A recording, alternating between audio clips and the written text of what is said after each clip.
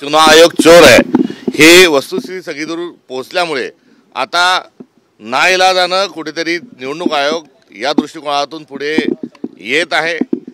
या निवडणूक आयोगाला वठणीवर आणण्याचं काम हे राहुल गांधींनी केलेलं आहे। आम्ही जातीनिहाय जनगणना करणार नाही असं वारंवार राष्ट्रीय स्वयंसेवक संघ आणि सरकार मोदी सरकार हे सांगत असतानाही राहुल गांधींनी जातीनिहाय जनगणनाचा निर्णय घेण्याकरता केंद्रीय सरकारला जसं भाग पाडलंच त्याचाच दुसरा भाग हा निवडणूक आयोगाला राहुल गांधी वठणीवर आल्याशिवाय राहणार नाही याचेच असणारा आजची पत्रकार परिषद म्हणजे त्याचेच एक संकेत आहेत।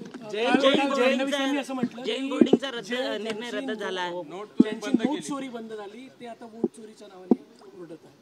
कोण आता त्या फडणवीसांचा जो संताप आहे हा समजण्यासारखा आहे, कारण जो माणूस मतांच्या चोरीतून मुख्यमंत्री होतो आणि आता त्यांची चोरी पकडल्या गेल्यानंतर त्यांनी आता धचामा करण्याची त्यांची जी जुनी पद्धत आणि परंपरा आहे ती ते कायम ठेवणार आहे। त्यामुळे त्यांची जी चिडचिड आहे आणि त्यांचं वड्यावरचं वांग्यावर काढणं जे आहे हे समजून घेण्यासारखं आहे। व्यवहार रद्द करण्यात आलेला आहे कसं पाहता? जैन बोर्डिंगचा व्यवहार रद्द करून चालणार नाही। जैन बोर्डिंगचा संपूर्ण ती 3.5 एकर जमीन ही जैन धर्माची जमीन गिळंकृत करणारा जो आका होता तो दुसरा तिसरा कोणी नसून मुरलीधर मोहोळ जे आहेत हे त्याच्या मागचे सगळा कटकारस्थानाचा भाग होता। यांचा केंद्र सरकारमधून राजीनामा झाला पाहिजे।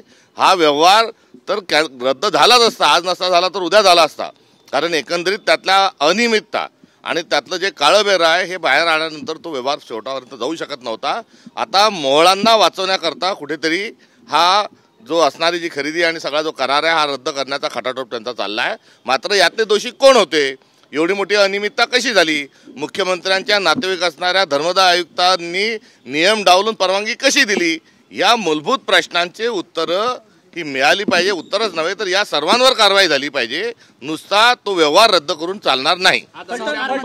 फलटण प्रकरणामध्ये काल फडणवीसांनी क्लीन चिट दिलेली आहे माजी खासदारांना, तुम्ही निंबाळकर यांना, तुम्ही काँग्रेस कसं बघते याच्याकडे? त्यांच्या क्लीन चिटचा जो एकंदरीत प्रकार आहे आपण बघितला आहे की भाजप म्हणजे वॉशिंग मशीन आहे आणि त्यामध्ये कितीही काळंबेरं कोणी टाकला तरी ते लगेच ताबडतोबीनं स्वच्छ करून घेतात। अशाच प्रकारे त्यांनी आरोप अजित पवार यांच्यावरही केले होते, छगन भुजबळांवरही केले होते, अनेक लोकांवर जे आरोप केले होते आणि सत्तेत सोबत घेतल्यानंतर या सर्वांना क्लीन चिट दिली होती। देवेंद्र फडणवीस क्लीन चिट ही एका अर्थाने त्या गटामध्ये ते सहभागी असल्याचा देखील कुठेतरी पुरावा आहे। बच्चू कडू यांच्या आंदोलनाला काँग्रेसचा पाठिंबा आहे का? उद्या नागपुरात पोहोचताय ते? बच्चू कडूजी यापूर्वी देखील उपोषणाला बसले होते आणि ते उपोषणाला बसल्यानंतर शेतकऱ्यांच्या सगळ्या प्रश्नांच्या अनुषंगानं त्यांच्या सर्व मुद्द्यांच्या अनुषंगानं सरकारनं ते ताबडतोबीनं सोडवले पाहिजे अशा प्रकारची आमची मागच्या वेळेसही जाहीर भूमिका ही होती। यावेळेसही बच्चू कडूंनी आंदोलनाच्या संदर्भामध्ये प्रदेश काँग्रेस अध्यक्ष या नात्यानं मलाही पत्र पाठवून त्या संदर्भामध्ये पाठिंबा मागितलेला आहे आणि या सर्व प्रश्नांच्या अनुषंगानं काँग्रेस देखील आंदोलनात्मक आणि एक फार मोठी मोहीम काँग्रेसने सुरू केलेली आहे। त्यामुळे या सर्व ज्या मागण्या आहेत त्या मागण्या रास्त आहेत। या संदर्भामध्ये आमचा देखील पाठिंबा आहे आणि आम्ही देखील लढत आहोत। अतिवृष्टीनंतर अजूनही शेतकऱ्यांना पैसे मिळाले नाही। 1100 कोटी रुपये जे आहे ते अजूनही बँकेत पडलेले आहे। प्रशासकीय फार देरी होत आहे सगळ्याच्या। हे सरकार आता कुठेतरी हे दिवाळखोरीच्या किनाऱ्यावर उभं आहे। या सरकारने पंतप्रधान आवास योजनेचे जे पैसे आहेत दिवाळीच्या पूर्वी त्याची जी काही नोट पुटअप केली होती, त्याचा जो काही चेक, त्याची काही फायनान्शियल जी प्रक्रिया पूर्ण केली होती ते देखील चेक वटू शकले नव्हते। त्यामुळे सरकार पंतप्रधान आवास योजनासारख्या फ्लॅगशिप प्रोग्रामचेही पैसे देऊ शकत नाही, लाडकी बहिणीचेही पैसे दिवाळीत देऊ शकत नाही आणि असं सर्व असताना नुसतं जे पॅकेज आहे ते पंतप्रधान महाराष्ट्रात येणार आहे आणि शेतकऱ्यांचा उद्रेक होणार आहे म्हणून वटाण्याच्या शेतकऱ्यांना अक्षता लावण्याचा तो प्रयत्न होता। वास्तविक पाहता हे सगळं जे पॅकेज आहे हे फोल आहे आणि या पॅकेजमधून काही मिळणार नाही। ही त्यावेळेची असणारी आम्ही व्यक्त केलेला संशय हा खरा ठरत आहे। हे सरकार ज्यांचा इन्शुरन्स कंपनीचे वीज कडाडल्यानंतर पुरात वाहून गेल्यानंतर 4 लाख रुपये हे इन्शुरन्स पोटी मिळतात तेही त्यांनी पॅकेजमध्ये दाखवले। मुळात आमची जी मागणी आहे त्या पॅकेजमध्ये अनेक लिकेजेस आहे किंवा पॅकेज जे आहे हे थोतांड आहे। त्यांनी देवेंद्र फडणवीसांनी सरसकट हेक्टरी 50,000 रुपये ही मदत करावी, कुठलीही त्याच्याशी कमाल मर्यादा न ठेवता, आणि रब्बीचा हंगामाची मदत करणं आवश्यक होती, कारण रब्बीला बियाणं खत हे सरकारने द्यायला हवं होतं, मात्र ती वेळ आता पुढे गेली आहे आणि रब्बी पोटी 10,000 रुपयाचं अतिरिक्त अनुदान हे रब्बी पिकांसाठी त्यांनी द्यावं आणि सरसकट शेतकऱ्यांची कर्जमाफी करावी, आणि करिता या एक मुख्यमंत्री आणि 2 उपमुख्यमंत्र्यांनी दिल्लीत जावं आणि केंद्र सरकारकडून पॅकेज घेऊन यावं, ही आमची मागणी आहे. राहुल गांधींनी एक ट्विट केलं होतं काल फलटणच्या संदर्भात, त्याच्यावर फडणवीसांची प्रतिक्रिया आहे. फडणवीस असं म्हणतात की राहुल गांधी काय ट्विट करतात त्यांच्या हँडलवरून काय त्यांनाही माहीत नसतं आणि काँग्रेस सगळ्या संवेदनशील विषयांवर राजकारण करतात. मुळात देवेंद्र फडणवीस हे अत्यंत कुचकामी गृहमंत्री ठरलेले आहेत आणि त्यांच्या गृहमंत्रीपदाच्या देवेंद्र फडणवीसांच्या कारकिर्दीमध्ये महाराष्ट्रामध्ये एकापेक्षा एक संतप्त घटना घडत आहेत. जेव्हा स्वारगेट या ठिकाणी एका महिलेचा बलात्कार जेव्हा होतो तेव्हा गृहमंत्री म्हणतात की ती महिला किंचाळली असती, ओरडली असती तर बलात्कार झाला नसता. तर केंद्रीय एका मंत्र्याच्या घरातील परिवारातील महिलेला जळगाव जिल्ह्यामध्ये तिला यात्रेमध्ये पोलिसांच्या समक्ष चढल्यानंतर कारवाई होत नाही म्हणून पोलीस स्टेशनमध्ये जावं लागतं. इतक्या गंभीर घटना या महिलांच्या अनुषंगानं या देवेंद्र फडणवीसांच्या कारकिर्दीत घडलेल्या आहेत. तर दुसरीकडे देवेंद्र फडणवीसांनी महाराष्ट्रात गृह विभागाचे मंत्री असताना कोणते शब्द दिले? त्यांनी कोयता गँग शब्द दिला, त्यांनी आका नावाचा शब्द दिला, त्यांनी खोक्या नावाचा शब्द दिला, आणि या सगळ्यातून एकंदरीत आपल्या महाराष्ट्राची कायदा सुव्यवस्थेची लखतरं ही वेशीवर टांगल्या गेलेली आहे आणि याला पूर्ण देवेंद्र फडणवीस जबाबदार आहे.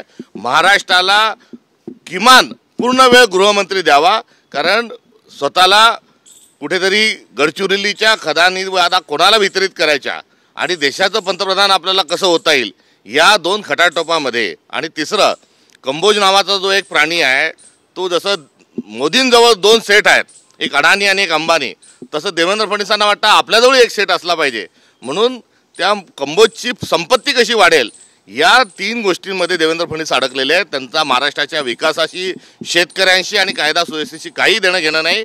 महाराष्ट्राला पूर्ण वेळ गृहमंत्री मिळाला पाहिजे आणि एकंदरीत फलटणच्या घटनेवर राहुल गांधींनी जे त्या ठिकाणी भाष्य केलं आणि ज्या संवेदना व्यक्त केल्या तितकी संवेदना ही प्रत्येक मराठी माणसाच्याच नव्हे तर भारतीय माणसाच्या हृदयात असली पाहिजे. त्यामुळे राहुल गांधींच्या ज्या भावना आहेत त्याच्याशी सहमती दर्शवत असताना देवेंद्र फडणवीसांनी, कारण हा राजकारणाचा आणि हा सुरक्षिततेचा विषय आहे, महिलांचा विषय आहे, त्यांच्या ट्विटला कुठेतरी एक मार्गदर्शक म्हणून त्यांनी बघावं ही त्यांच्याकडून असणारी आमची अपेक्षा आहे.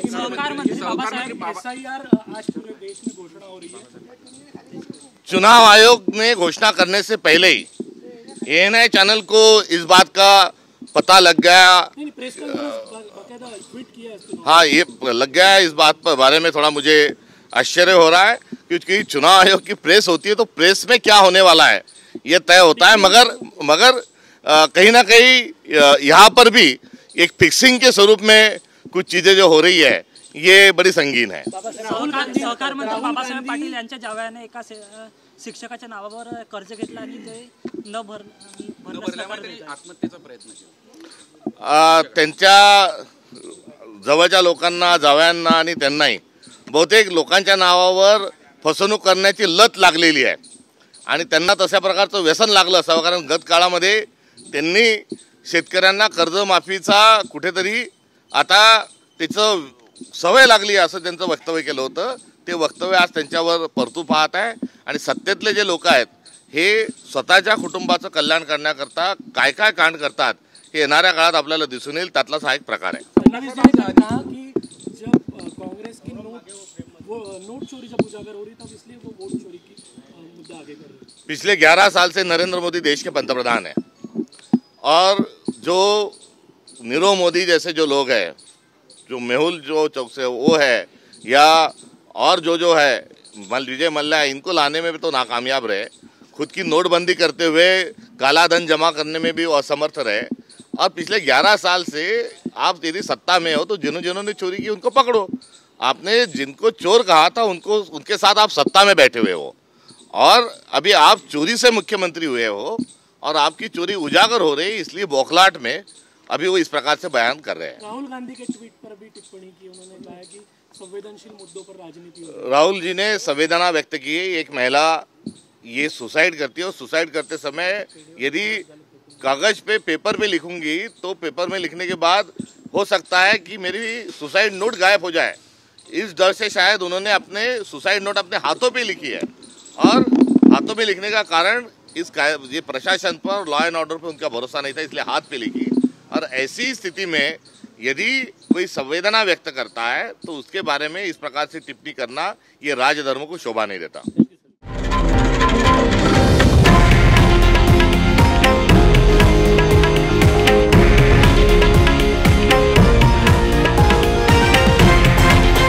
हे आहे देशातील नंबर 1 न्यूज नेटवर्क आणि आपण पाहत आहात TV9 मराठी, एकमेव।